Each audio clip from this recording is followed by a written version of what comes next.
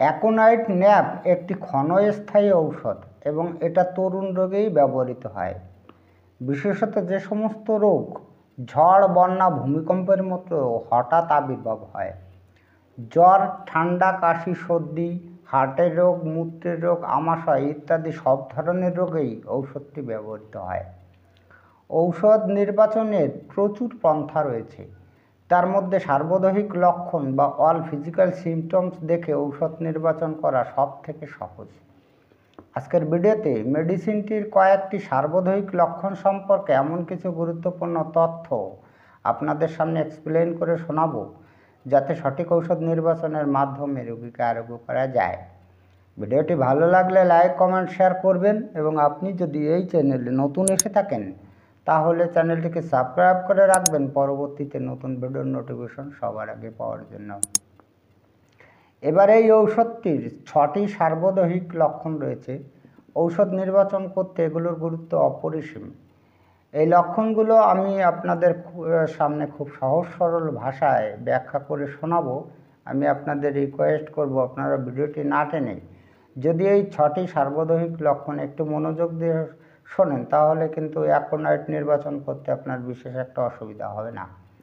যাই হোক, আমরা চটপট জেনে নেওয়ার চেষ্টা করি যে এর 6টি সার্বদৈহিক লক্ষণ কী রয়েছে। সার্বদৈহিক লক্ষণ নাম্বার 1-এ রয়েছে, যে পাশে চেপে হয় সেই পাশে ঘাম হয়। আমাদের অনেক রেমিডিসে আছে তাদের কিন্তু ঘাম হয়।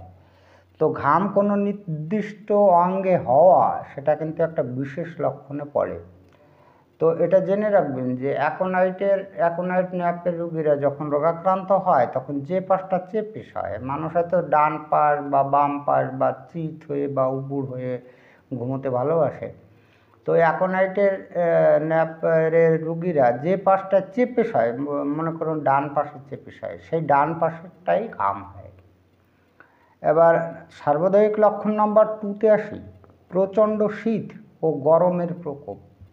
অ্যাকোনাইট ন্যাপের রোগী মোটাসোটা ও বলিষ্ঠ দেহ হওয়া সত্ত্বেও শীত ও গরমে প্রচণ্ড কষ্ট পায় এবং তাতে এর রোগ যন্ত্রণা বাড়ে।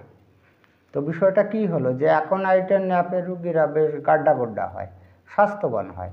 তারা তো অল্প গরমে বা অল্প শীতে তাদের দুর্বল হওয়ার তো কোনো কথা নয় এবং রোগে আক্রান্ত হওয়ার কোনো কথা নয়।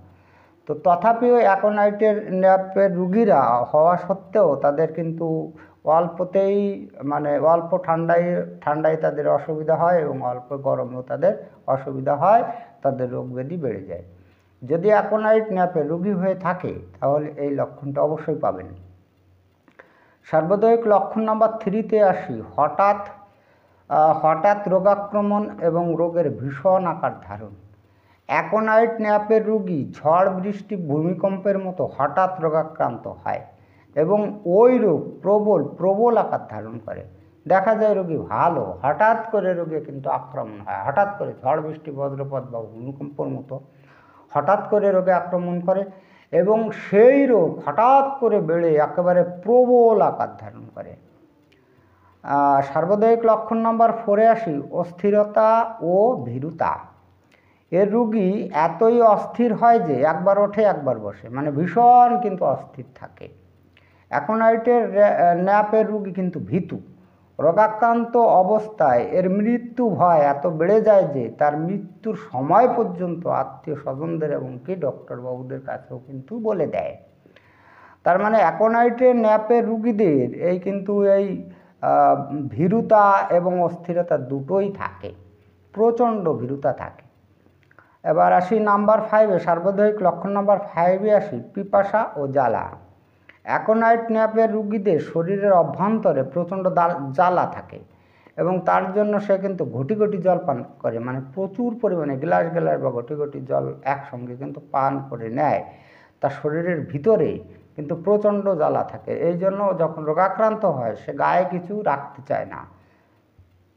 এবার আসি নাম্বার 6-এ, অর্থাৎ সার্বদৈহিক লক্ষণ নাম্বার 6-এ আসি, মুখের স্বাদ সর্বদাই তিক্ত। রোগাক্রান্ত অবস্থায় এদের মুখের স্বাদ তিক্ত হয়, ভীষণ তিক্ত লাগে। আমাদের বিভিন্ন মেডিসিনে কিন্তু ব্রায়োনিয়া অ্যালবার রোগীদের মুখেও কিন্তু তিক্ত স্বাদ থাকে।